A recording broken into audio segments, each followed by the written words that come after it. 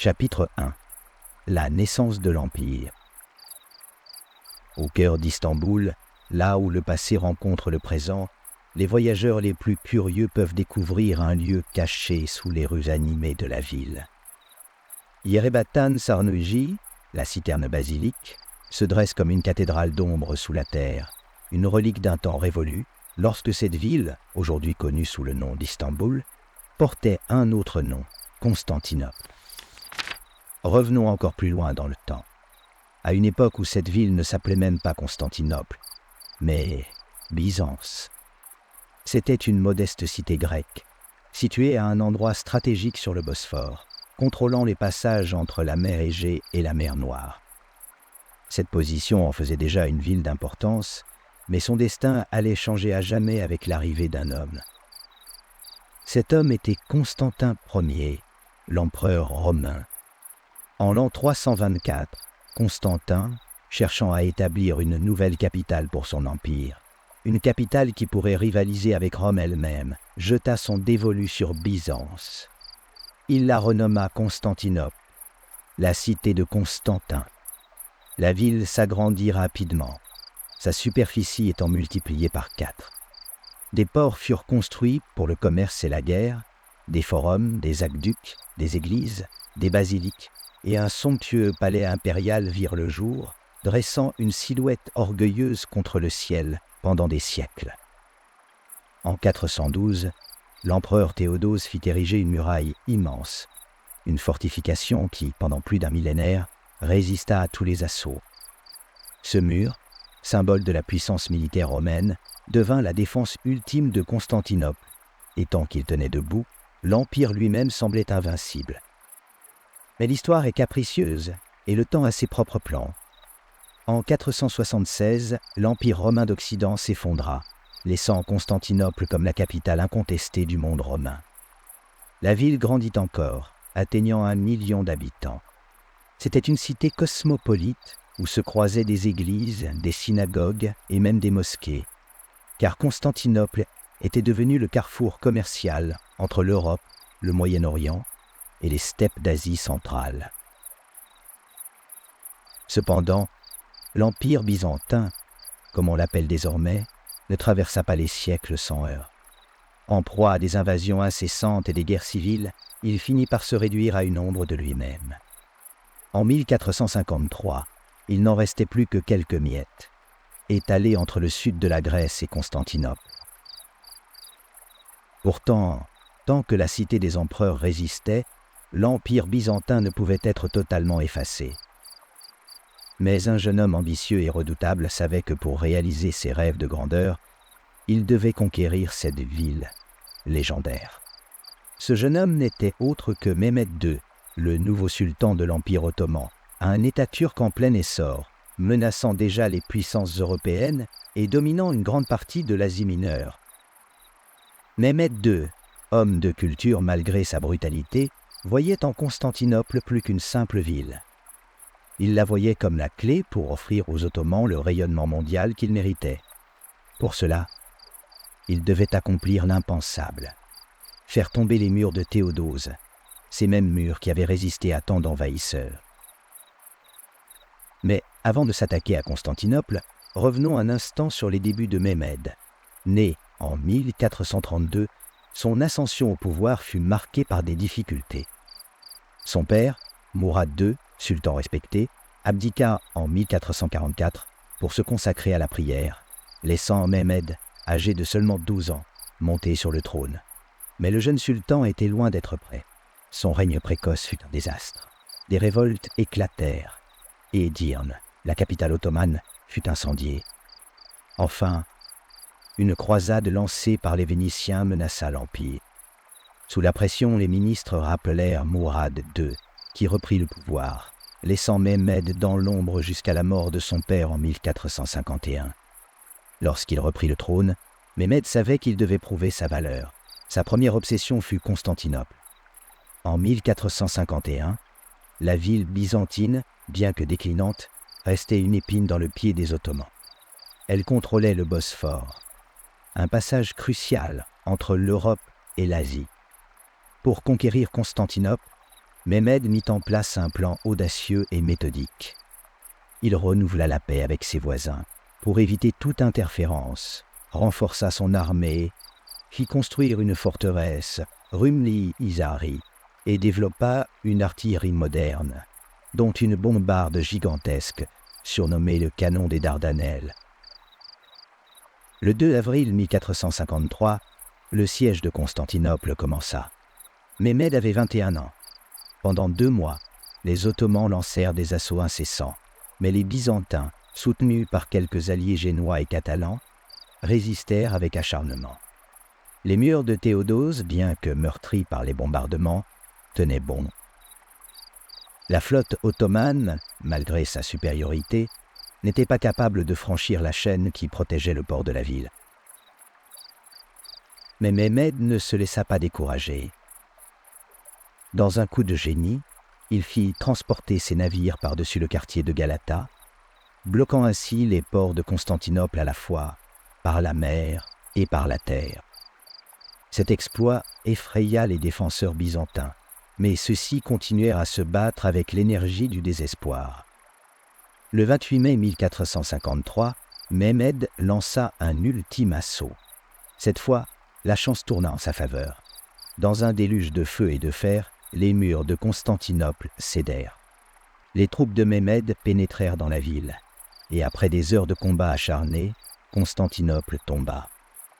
Le dernier empereur byzantin mourut au combat, et avec lui, l'Empire romain d'Orient disparut à jamais. Mais Mehmed n'était pas simplement un conquérant. Il voyait en Constantinople bien plus qu'un simple trophée. Il ordonna la reconstruction de la ville, qu'il rebaptisa Constantiniye en turc. Il mit en place un programme ambitieux de restauration, reconstruisant les murailles, les marchés, les aqueducs et les palais. Il transforma Constantinople en une métropole florissante, le centre de son empire et le cœur battant du monde ottoman. Mais Constantinople n'était qu'une étape dans les ambitions de Mehmed. Tout au long de son règne, il poursuivit des campagnes militaires sur de nombreux fronts, consolidant son empire et repoussant ses frontières. Il conquit le sud de la Grèce, affronta la Hongrie dans les Balkans et repoussa les républiques italiennes de Venise et de Gênes. Mais malgré ses succès, il rencontra des obstacles. L'Albanie, sous la direction du redoutable Skanderbeg, résista farouchement à l'invasion, tandis que l'île de Rhodes restait une épine dans le flanc des Ottomans. Mais Mehmed n'était pas seulement un guerrier. Il était aussi un homme de culture, un bâtisseur et un législateur. Sous son règne, Constantinople devint un centre artistique et intellectuel. Il s'entoura de savants, de poètes et de philosophes, créant une cour où les arts et les sciences prospéraient. Il fit même réaliser son portrait par des peintres vénitiens. Une audace à une époque où les représentations figuratives étaient controversées dans le monde musulman. Mehmed savait également qu'un empire ne se maintient pas par la force seule. Il s'efforça de fédérer les peuples de son empire, intégrant les élites byzantines dans son administration et se présentant comme un sultan universel, maître des musulmans, mais aussi protecteur des chrétiens et des juifs. Il nomma un moine influent, Gennadios, comme patriarche de Constantinople, lui confiant la responsabilité des chrétiens orthodoxes de l'Empire. Mais cette politique de tolérance religieuse ne se fit pas sans heurts. Mehmed dut jongler avec les tensions entre les différentes communautés, parfois en renforçant son pouvoir par des mesures autoritaires. Il créa un code législatif, le Kanunamé, qui régissait les droits et devoirs de ses sujets, musulmans et non musulmans. Lorsque Mehmed mourut en 1481, il laissa derrière lui un empire vaste et puissant, mais aussi une société divisée et une économie instable. Son héritage est celui d'un homme qui, par sa vision et sa détermination, changea le cours de l'histoire. Mais son règne, marqué par la conquête de Constantinople, symbolise aussi la fin d'une époque, le crépuscule du Moyen-Âge et l'aube d'un nouvel âge, celui des grands empires et des découvertes. Mehmed, désormais surnommé le Conquérant, avait réalisé ce que tant d'autres avaient échoué à faire. Mais avec cette victoire, une nouvelle ère commençait pour les Ottomans. Constantinople, rebaptisée Istanbul, devint le joyau de leur empire, un centre de pouvoir, de culture et de foi. où les traditions anciennes se mêlaient aux ambitions nouvelles. Mais l'histoire de cet empire ne s'arrête pas là, car si Mehmed ouvrit la porte d'une nouvelle ère, c'est son descendant, un homme tout aussi ambitieux et redoutable, qui allait porter l'Empire ottoman à son apogée. Cet homme, c'était Soliman, le sultan que l'on surnommera le Magnifique. Là où Mehmed avait conquis et reconstruit, Soliman allait étendre l'Empire à des territoires encore plus vastes, en faire une puissance redoutée par tous, et se consacrer à la justice, à la culture et à l'art. Chapitre 2. L'apogée de l'Empire ottoman. Soliman est né un matin de novembre, en l'an 1494, dans la ville de Trébizonde, un lieu aussi ancien que mystérieux. Dès son jeune âge, il était un garçon de grande taille mais mince comme une branche, pourtant empli d'une générosité qui réchauffait le cœur de ceux qui l'approchaient. Mais sous cette apparence aimable se cachait une force de caractère, une ambition nourrie par un rêve, celui de devenir un sultan, un véritable leader de son peuple, guidé par une justice aussi pure que l'eau des montagnes. Il fut élevé comme il se devait pour un prince ottoman formé à l'art de la guerre, pour savoir manier l'épée aussi bien que l'esprit. Il apprit les lois de ses ancêtres, observant les failles et les forces de l'Empire sur lequel il régnerait un jour, et ce jour vint lorsqu'il eut 26 ans. Mais ne pensez pas qu'il était novice. Oh non, Soliman avait déjà été gouverneur. Il avait déjà mené des armées, il avait été forgé dans le feu de l'expérience. Le destin de Soliman fut grand dès le départ. À peine monté sur le trône, il sentit le besoin de prouver à son peuple et à lui-même qu'il était digne de son héritage. Il se tourna vers les terres des Balkans, ces montagnes rugueuses où bien des hommes avaient perdu leur chemin. Là, il mena son armée avec une détermination inébranlable, balayant les forces serbes et hongroises, capturant la grande forteresse de Belgrade en 1521. Et ce n'était là que le début. En 1526, lors de la bataille de Mohacs, il affronta les Hongrois dans une lutte épique qui vit la mort du jeune roi Louis II, et la Hongrie plia sous le poids du croissant ottoman. Mais Soliman n'était pas simplement un conquérant, il était un stratège. Il savait que pour assurer la pérennité de son empire, il devait regarder au-delà des champs de bataille. Constantinople, cette ville aux 1000 secrets, était son trésor. Depuis les conquêtes de ses prédécesseurs, l'Empire était devenu le protecteur de lieux saints de l'islam, y compris Jérusalem, Médine et la Mecque. Soliman s'établit donc non seulement comme sultan, mais comme calife, le guide spirituel du monde musulman sunnite. En 1529, il dirigea son regard vers l'Autriche, vers Vienne, une ville clé, un verrou stratégique entre les terres germaniques et italiennes. Avec une armée de 120 000 hommes, il assiégea Vienne, espérant étendre son empire au cœur de l'Europe. Mais, mes amis, même le plus puissant des rois doit parfois courber l'échine devant les forces de la nature. Des pluies torrentielles s'abattirent sur l'armée ottomane, transformant le sol en un bourbier impénétrable.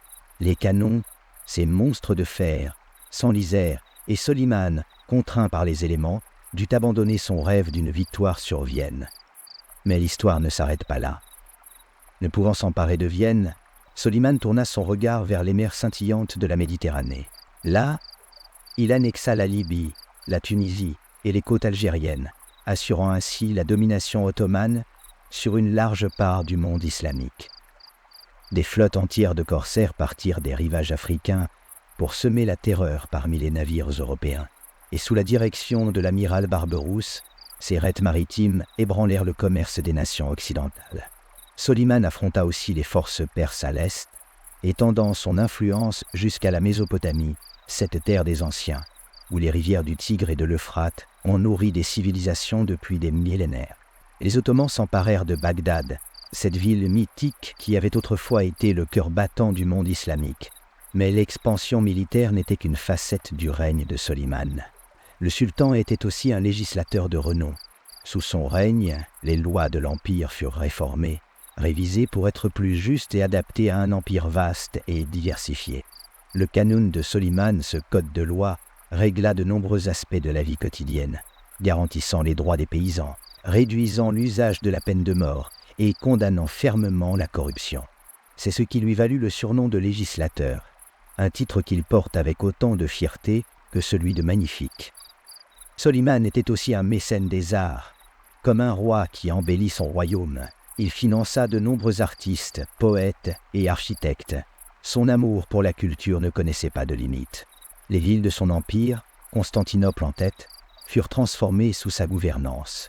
Son architecte principal, Mimar Sinan, redessina le visage urbain de l'empire, érigeant des mosquées, des ponts et des édifices majestueux qui défient encore aujourd'hui le passage du temps.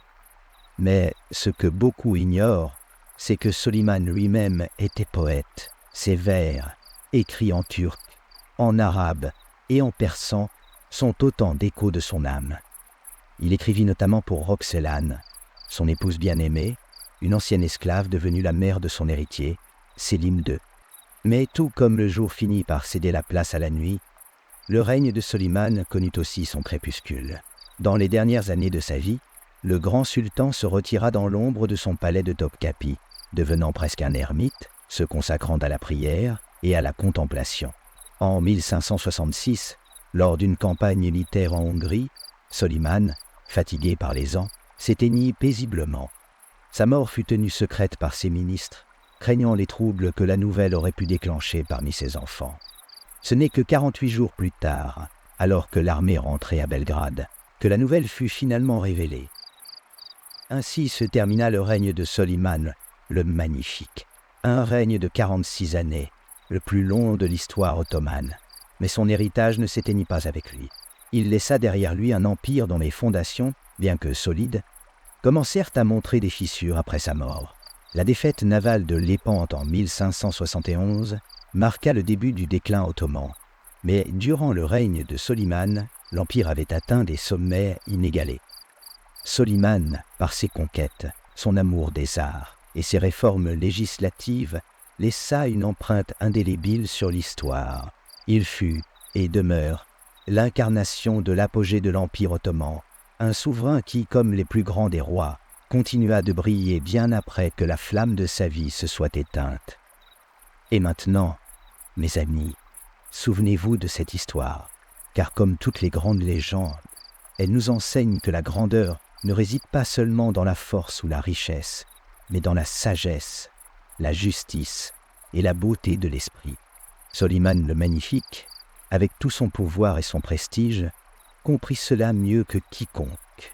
Que son exemple vous inspire et que son nom, à jamais, résonne dans vos cœurs comme une note lointaine jouée par le vent sur les collines de l'histoire. Chapitre 3. La chute de l'Empire.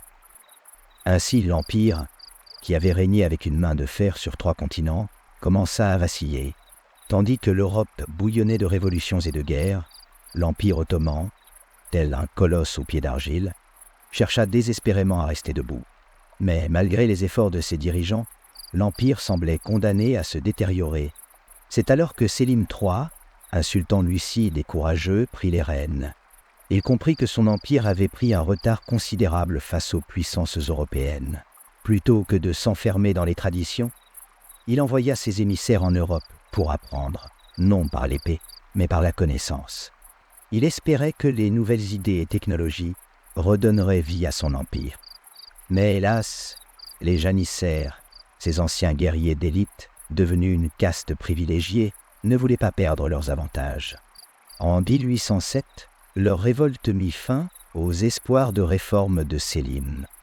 Le sultan fut renversé et son successeur Mustapha IV mourut exécuté après seulement 1 an de règne en juillet 1808. Ainsi, l'empire se retrouva déchiré, tiraillé entre modernisation et tradition. Mahmoud, 2 demi-frères de Mustapha IV, monta sur le trône d'un royaume en lambeaux. Pendant 20 ans, il lutta pour maintenir l'équilibre, cherchant à moderniser l'armée et à renforcer l'autorité de l'État. En 1826, Mahmoud prit une décision audacieuse en s'attaquant directement aux janissaires. Il les écrasa, dissout leur corps et put enfin poursuivre ses réformes. Mais, malgré tous ces efforts, les crises ne cessèrent de s'accumuler, affaiblissant encore davantage l'Empire. À la mort de Mahmoud II, son fils, Abdülmecid Ier, prit la relève. Il lança les Tanzimat, une série de réformes visant à moderniser l'Empire, tout en préservant ses racines. Il centralisa l'administration, lutta contre la corruption et y créa de nouvelles lois inspirées du modèle européen. Mais, comme un torrent incontrôlable, le changement apporta ses propres dangers. Trop de réformes, trop vite, provoquèrent des remous inattendus dans une société ottomane habituée à des siècles de tradition. Les tensions ne firent que s'aggraver, et en 1853, la guerre de Crimée éclata contre la Russie. Bien que victorieux, l'Empire dut cette victoire à l'intervention des Français et des Britanniques, et non à sa propre force. L'Empire ottoman, autrefois maître de son destin, devint dépendant de la bonne volonté des puissances européennes. De géant redouté, il fut bientôt surnommé l'homme malade de l'Europe. Malgré tout, les réformes continuèrent, mais le souffle du changement ne suffisait plus à contenir les feux de la révolte. Alors que le XIXe siècle touchait à sa fin, l'Empire se fragmentait sous la pression des nationalismes. Les Balkans se libérèrent, le Caucase et l'Afrique du Nord furent perdus, et l'Empire n'était plus qu'une ombre de lui-même. En 1908, les jeunes Turcs,